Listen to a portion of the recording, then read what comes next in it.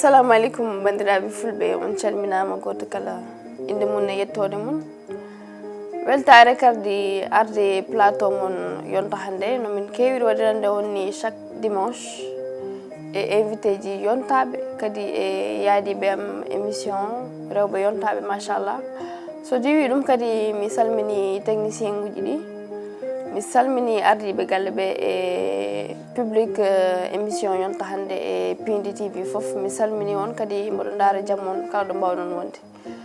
donc sans plus tarder kadi mi hokka konngol yen Salma la Mauritanienne gontuɗo yen sénégalaise hankadine ɓaari mbaɗa andi Mauritaninaɓe kam ñakke yen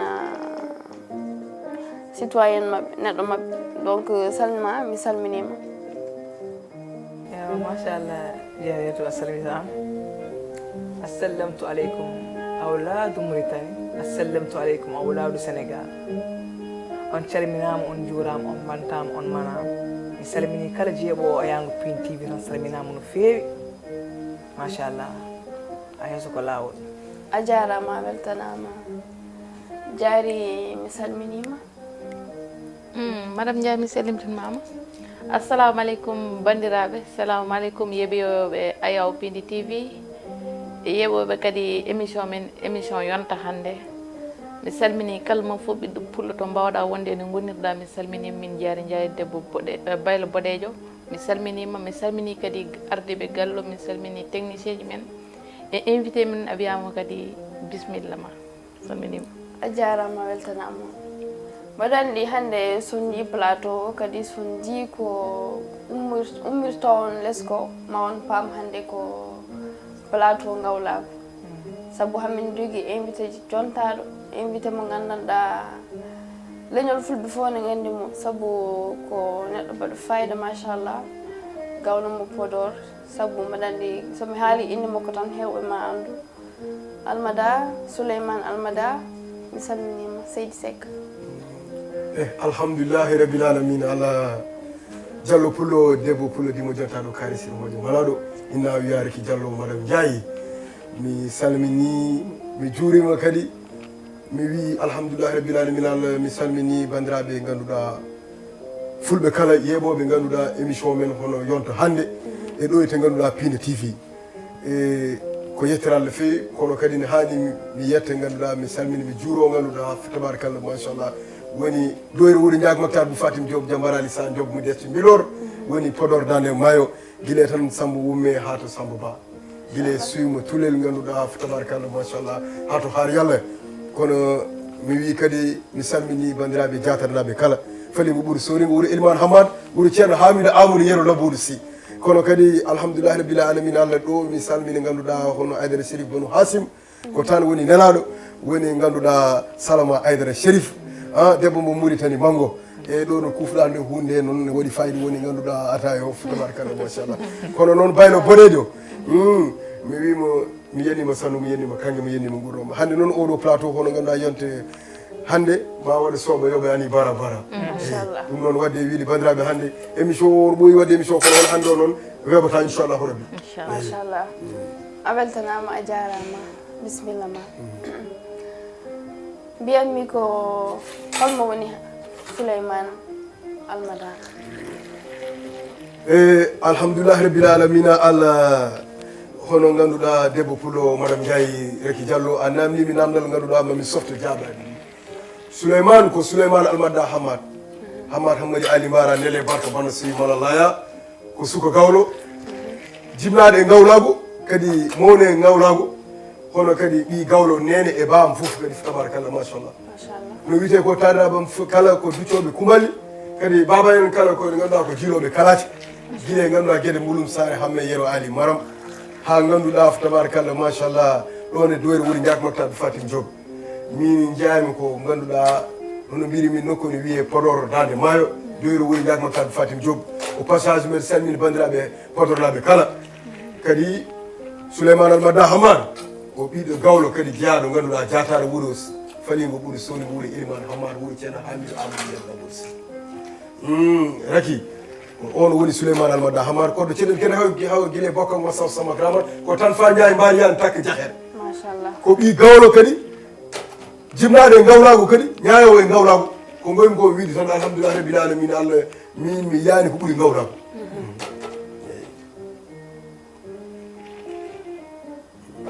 sikkinaaɓe machallah mi faami ko noon haala ka waɗi fayida machallah yimɓe paami aussi donc jaari so tawi holko dañɗa ko namde men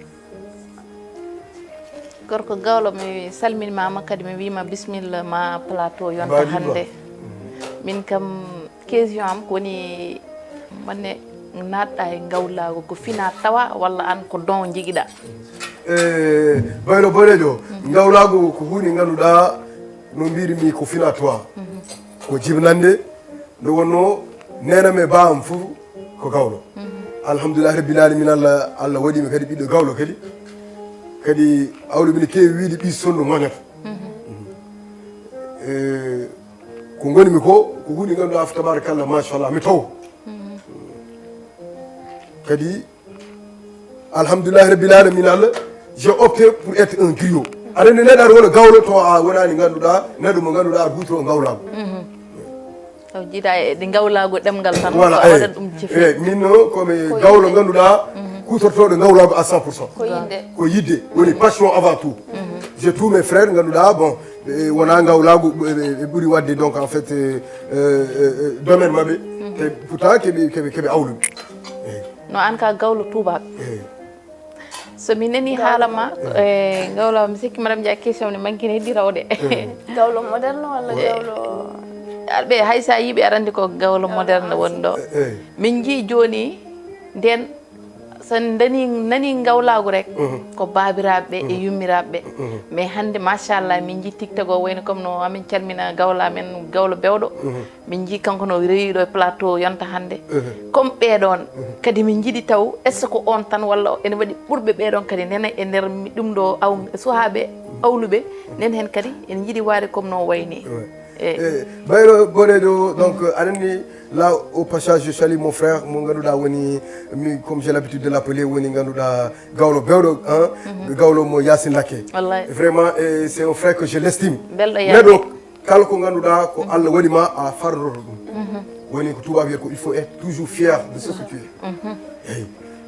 es yonto hande o sa ƴeewi juste en fait ene waɗi sukaɓe awluɓe ganduɗa eɓe pardi ngawlagu ngu kadi eɓe kolliri ngawlagu ngu ene yooɗi par ce que koye 21e siècle gonɗen c'est le monde ganduɗa actuellement ko monde réseaux sociaux donc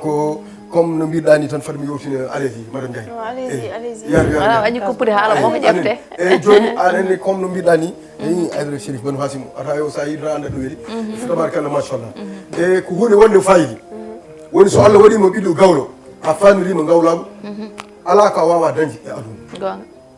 ko idi foof noon ngawlago hunde ganduɗa Allah waɗi hen barke min ko goymi ko wiiɗi min alhamdulillah rabbil alamin Allah mbaɗa yetta Allah kala saaha no Allah waɗimi gawlo ndeysaan neɗɗo waɗat fier ko woni voilà kono est ce que tout le monde est gawlo est ce que yimɓe fof ne mbawi aɗa wawi wonde gawlo taw an a yiiɗa mais ɗum noon ko haase andude ganduɗa sens mo Allah rokkima o être griot c'est pas donné à tout le monde eyyi so Allah waɗimo gawlo Seydi Diallo Pulo madame Ndiaye min mi heewi wiide kala ko Allah o tagi e aduna min ko gawlago ɓurnimi inchallah saabu e ngawlago ngu mbaɗa yooɗa hen e ngawlago ngu mbeɗa dañi ganduɗa kala innama ademo Allah tagi mi ko dañi min mbeɗa andi ngawlago ngu ne wawi ɗum dokkude mais est ce que gawlo joni woɓɓe ne jiiɗat wonde awluɓe tawan ko kalis o tan walla ko intérêt tan nanniri ɓe hen taw ɓe ƴewani ɓe janggani mais ɓe pinat tan ɓe gona ñagotoɓe eyyi ɓe ɗum noon inchallah sa ƴeewi juste en fait ɗum ɓuuri hewde joni sa ƴeewi ɓuuri hen hewde joni sa yangueji men e illeji men yontaɓe hewɓe joni calitima arde ganduɗa e dental baɗe noon par ce que en fait yimɓe mo kewɓe towde toon aɗani ɓiɗɗo gawlo jibnade ngawlago ganduɗo ngawlago ono ganduɗa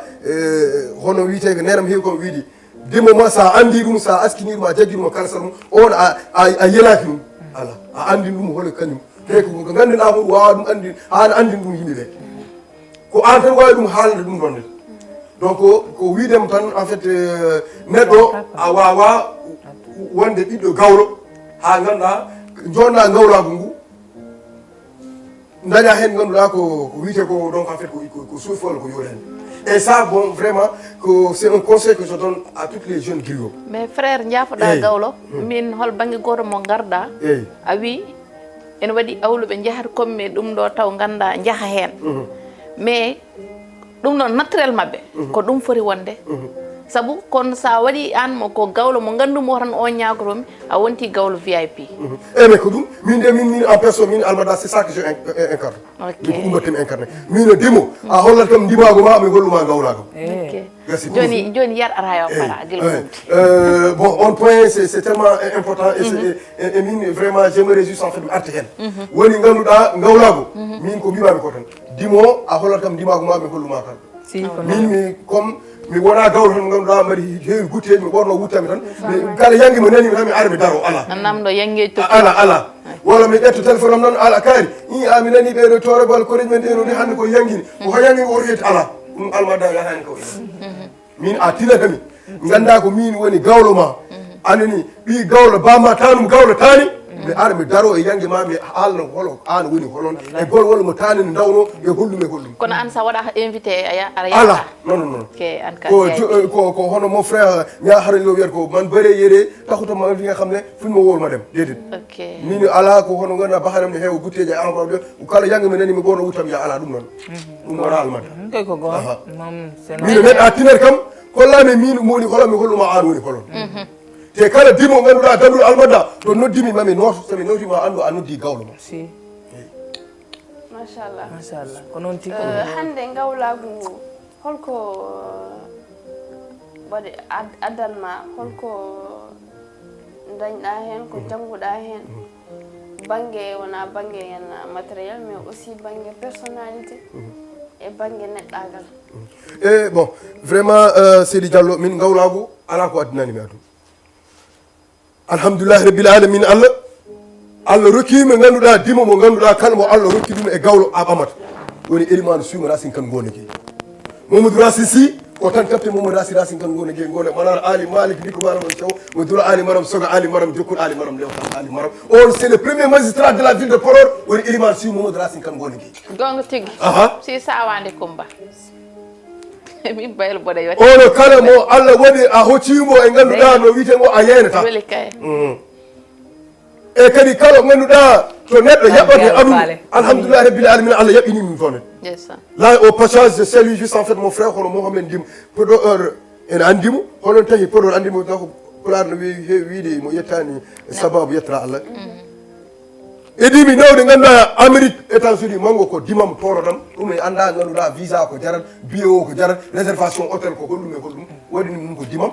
woni ganduɗa hono Elimane Diatar woni Ibrahima Malick Sy machallah e goɗɗum Allah yaɓinimi ganduɗa hoto ganduɗa neɗɗo kala ne yiiɗi toon yaɓuri to ko ganduɗa biyeji d' avion gotte andini business uji classe gawlo jolon wonna ɗum ko rimmi ma to wona kalis on ko min yami bakar ala dernier voyage jami ganduɗa ko juuriyade ganduɗa Cheikh Ahmed Tidiane Seri wonni ɗum ko debbo pullo min mi wiyat mo debbo pullo mo ganduɗa mo aadiɓe ñamde ganduɗa ɓurani kadi mo sakkitiɓe ñamde kadi ɓurani fi tabarkalla machallah adiɓe ɓurani woni ganduɗa jeerel korko Adama Silat moɗo foli matel ba o dana ko to waɗaɓe o dana kadi to janggen nde madame Dia ono debbo pullo alhamdoulillahi rabbil alamina Allah o sugani ngaari wotiri neɗɗo nono mi heewi wiide sa wawi tan a waɗat farba salli bokare jubbole heewi wiide bawɗo kala yo waɗa ko ɓooyi kala ganduɗa koko iwata saɗa wawi tan waɗa ɗoɗaɗa wi jeddi jitta yowani mbeɗi wawi ala a waɗa tan yimɓe ji inchallah wallahi alhamdoulillahi rabbil alamina Allah Seydi Diallo pullo min gawlagu ngu ko rokki ko Souleymane Almada no ɓannuma wuli machallah ɓannuma wuli gawlagu an aɗa famori gawlagu non mais je suis très fier ko noon neɗɗo fo yo waɗ fiyede ko woni e kadi aussi tamit j'appelle kadi à toutes les jeunes ganduɗa griot yeɓe jaggu ganduɗa eɓe ganda ko Allah rokkiɓe ko weeɓani ko hunde wande fayi gawlagu c'est tellement sacré kadi Allah ne barkini ɗum nena sallallah alih w sallam jogino gawlo makko ne wiye suraqatu eɓe meeɗi arde dental ganduɗa on saaha nelaɗo sallallahu alayhi wa sallam no dari gawlo ummide askinamo o askinimo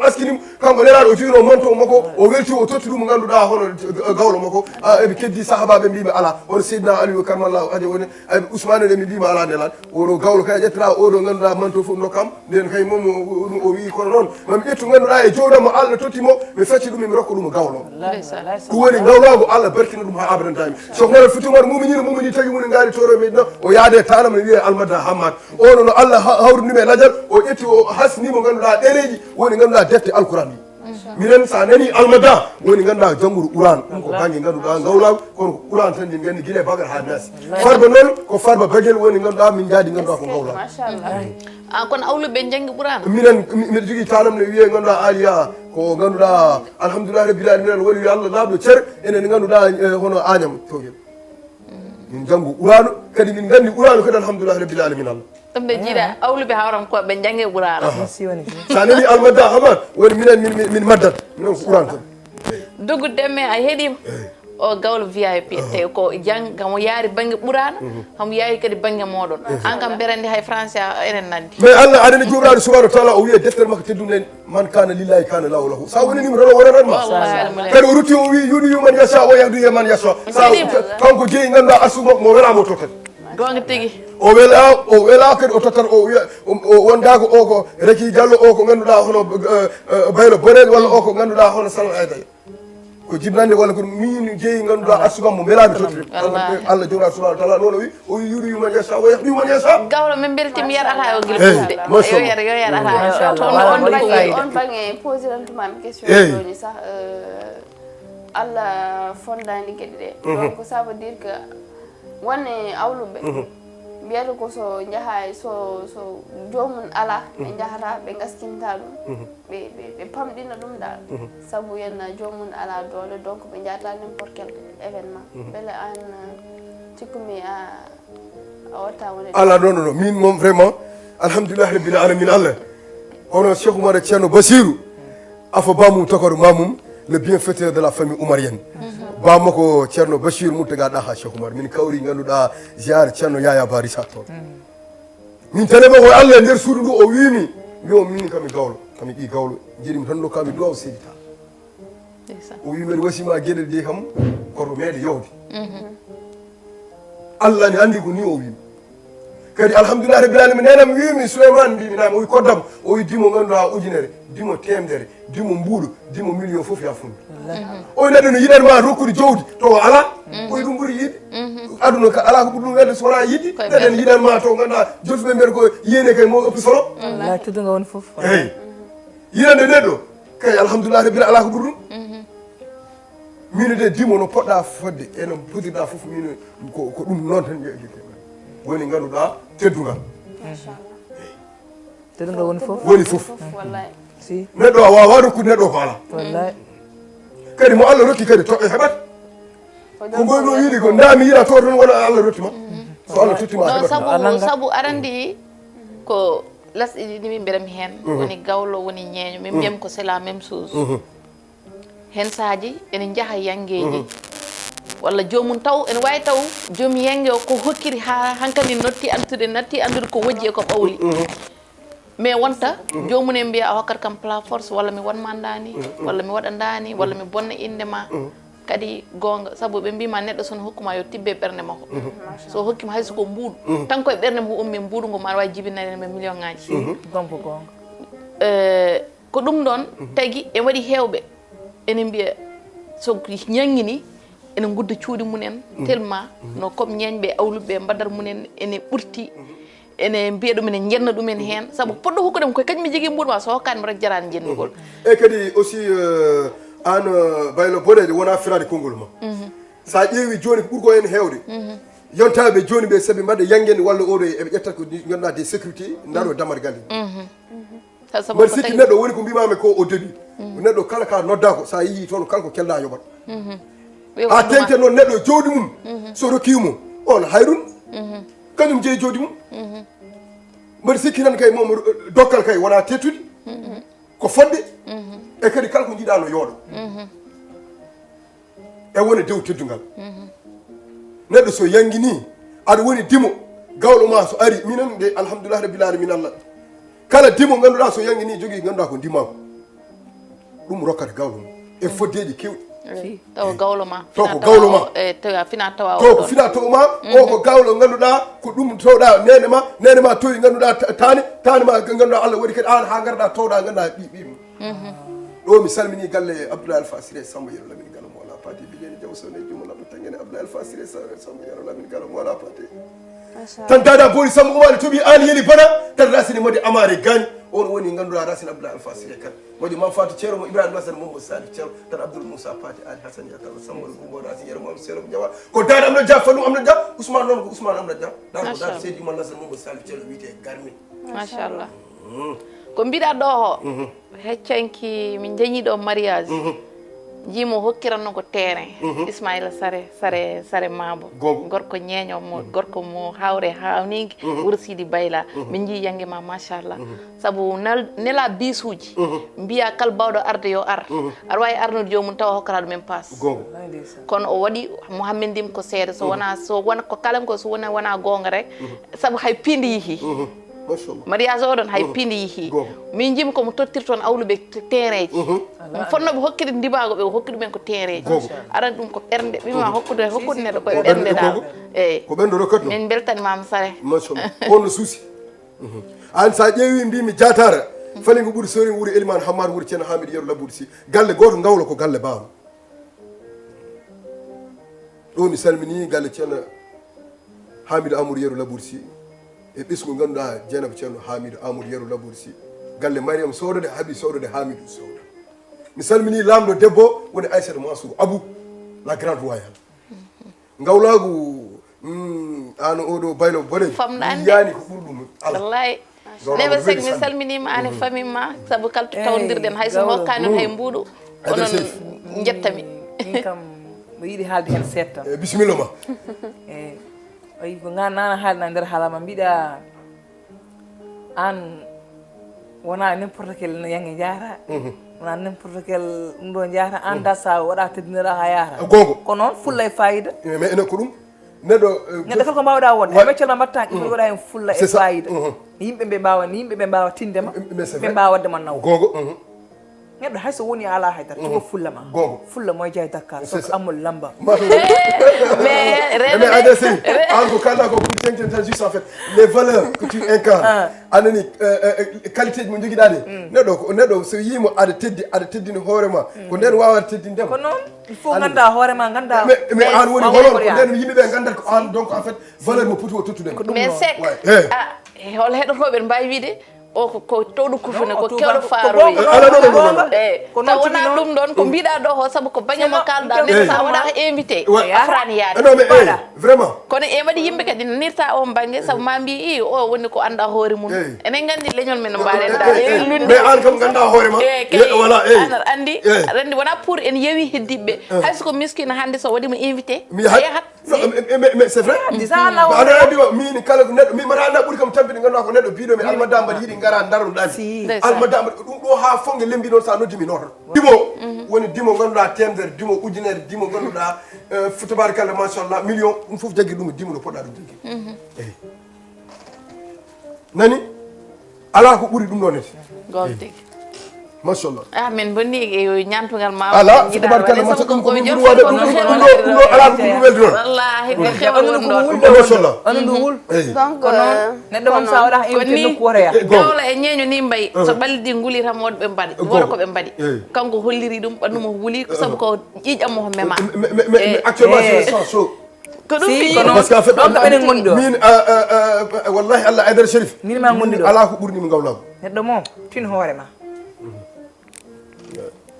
et je suis très fier du sang, en fait, du sang griot qui coule dans mes veines. Agaba. Ko mbiyata ko sa waɗani fier ko gonɗa kam mataw ko ma yibaɗo fier walla no gonirɗa hen ni fiyoɗa ɗum noon tan donc hande kadi min jiiɗi ɓaari an ka neɗɗo mo gandanɗa koye showbiz gonɗa aɗa yaaha e milieu ji ɗi aɗa fota e hewɓe aɗa andodira e hewɓe hande hamin jiiɗi haalde seeɗa e rewɓe ɓe gandanɗa ko stupéfiant je mbatta utiliser sa nani stupéfiant e pular firti ko sukaɓe ganduɗa rewɓe ɗe simmo ene jara henna ene fima yamba en wona ɗen gueɗe dal ɗen gandanɗa moƴƴani e neɗɗo moƴƴani e gorko saha debbo noon hutorto ɗum donc jimmi namdade mo tan beele ɗum ɗon ko faaro walla ko influence. Mais bon, je trouve pas juste en fait quelque chose qui est normal. Nedo, debbo hunko jeyi.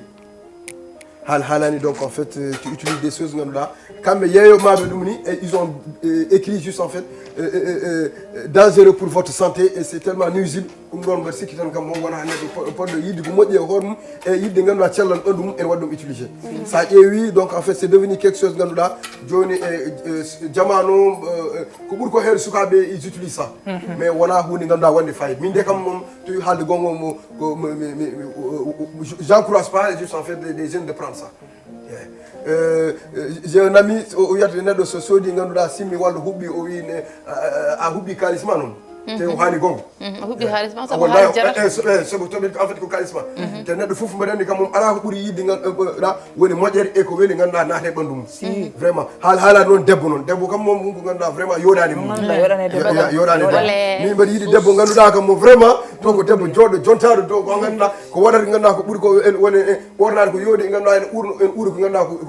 ko uuri e voilà c'est ça mais to haalani noon aɗa waɗi ganduɗa gueɗe ganduɗa vraiment debbo jaaɗi ɗum ɗum c'est désolant quoi ɗum kam moom gawlo yonnani wiyani ɗum kam moom hunde yonde mum vraiment mais bella sikkani saaha ko holko ɓe guurata pusata ɓe henna e hutorade ɗen gueɗe jarama en mandilde en fimde henna yamba en mais qu'importe Seydi Diallo hunde kala ko mbawɗa yiide foof saabu enen eɗen gandi enen Afrique ga hewɓe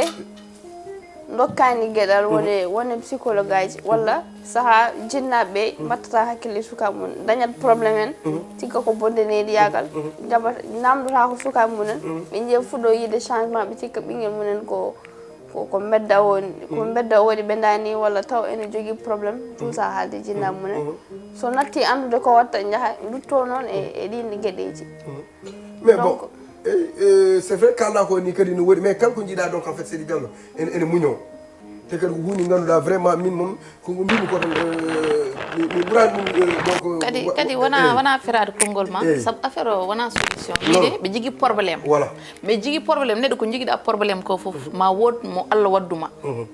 sabu min hen saji ɓe nani yimɓe mbiya ko situation tagui ɗum mandilde walla ɗum ɗo ɓe mbiyata sabu soɓe mandili ɓe jejjita probléme aji eyyi mais sa mandili nden keɓata ɓurta hewde probléme ga mais c'est pas une solution nden ɓurta hewde probléme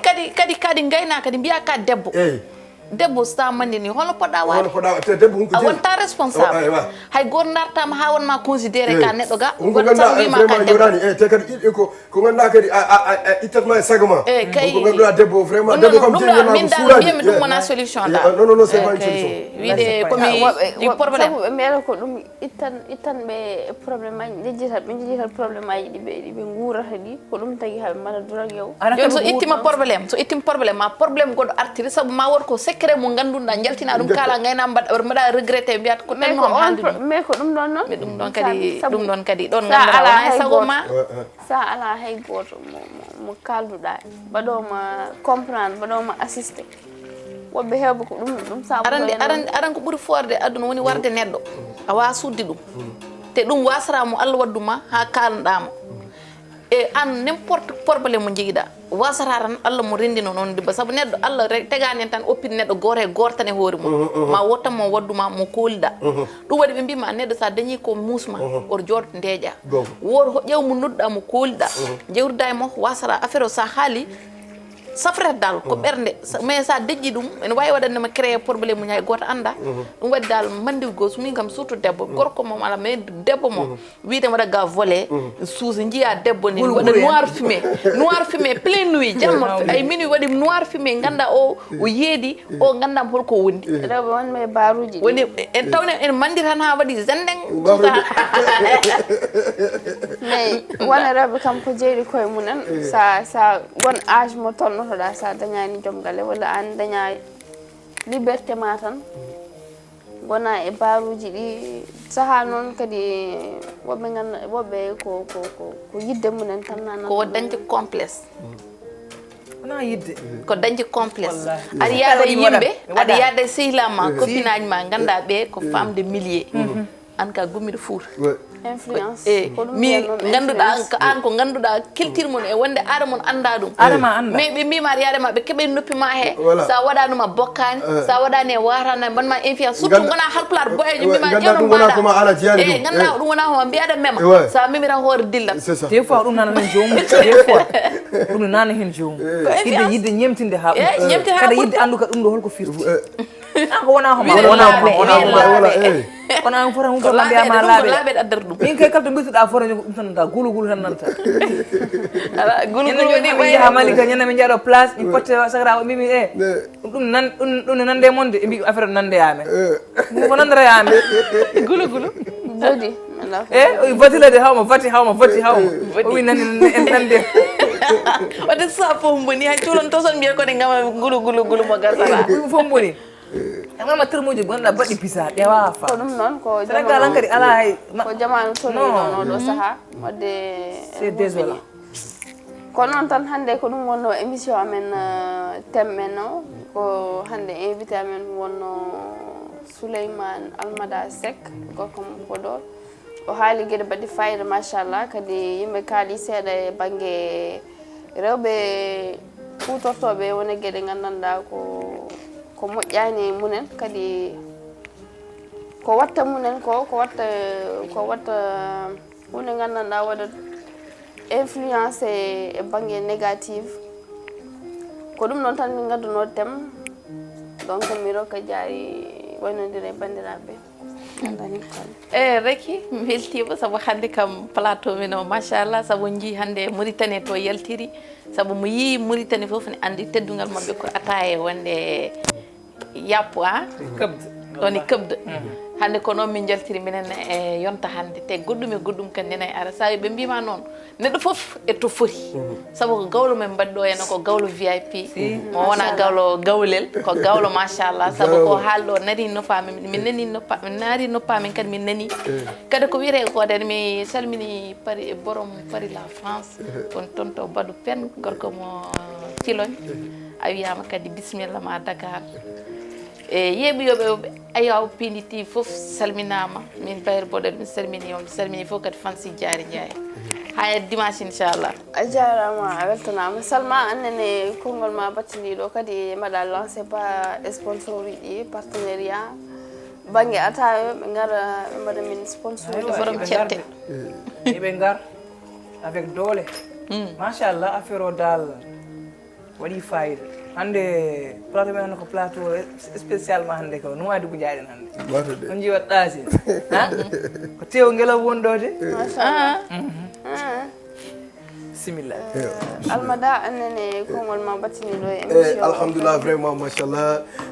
Seydi Diallo Pullo xana mbiɗa wi tan vraiment on jarama je vous remercie vraiment e wiide yo Allah waɗan jaam waɗan en suturu e ndenka ɗo mi salmini ganduɗa hono goymi go wiide tan mon frère mon ami mon PDG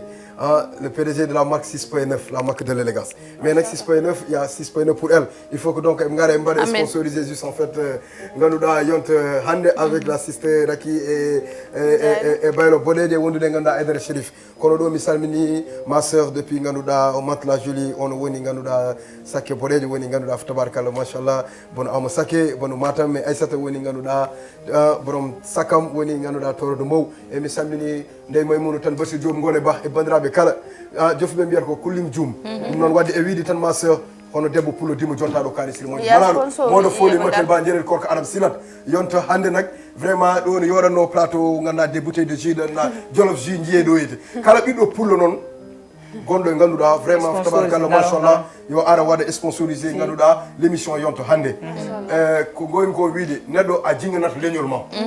ko kewimi ko wiide Baba Alassane Haw Jobirani Yero Malik marama ko dumo jigui Mama Thio Walo Baba Gassir Bocar Massamba Coumba Diaw Gaynde ɓe borom Malik gani neɗɗo so Allah waɗimo ganduɗa a woni ganduɗa jikko leñol e a yonni kono noon kala ganduɗa ɓiɗɗo Pullo yo ara daro darno ganduɗa leñol ngol no yaari yesso je vous appelle ngare mbaɗe sponsorisé yonto hande parce que émission oɗo c'est très suivi et ça vraiment son jeddi ɗum deme mbaɗe ganduɗa cliquer e lien ganduɗa yonto hande Pini TV mo ji émission o ko waɗata des millions et des millions de vues yo Allah waɗanen jaam waɗanen sutur ko yesso toon faya Mohamed ndim mi salminimam ka moƴƴo kono ma ala ɗum noon wadde yo Allah no gawra ko yesso toon faya Podor Diatar yalla waɗan ɗum moƴƴere machallah e rek holko jojjibmi sabu ko mbiɗon sponsorisé o min on jii hannde to jaltirmi ko nenam noir so walla rogui debbo mo padaral wursiri di kanko e natnima ɗo sabu arani mbiyata ko émission min foof e wutte arani so yimɓe jaggani hen wonɓe caggal so nanggani hen tan waɗanno way onon foof onon nodda min goddiri dame ɗe foof noon gaare hamen ɗo hamen paari pour onon kadi machallah a jarama weltanama jaari invité amen anne a jarama invité bellode invité machallah jippinɗo hoore mum donc anne Salma borom ataya belɗo machallah a weltanama no fewi mi salmini kadi mi weltanima no fewi yen technicien ji amen ɗi kamɓe jaggata e golle ɗe so wona ɗo kamɓe tan gueɗe ɗe moƴƴata donc on jarama no fewi kadi min dokki on rendez-vous inchallah ha dimanche émission o hande min gaddani on ɗum sababu on faami janggo ko mawlud donc min mbaɗani on plateau sabu so émission o arani tan saaha kala on mbiyata ko saabi on garani ko ɗum saabi hande min mbaɗani on émission donc min dokki on rendez-vous inchallah ha émission gartoyo so hawre welede Allah on jarama à très bientôt.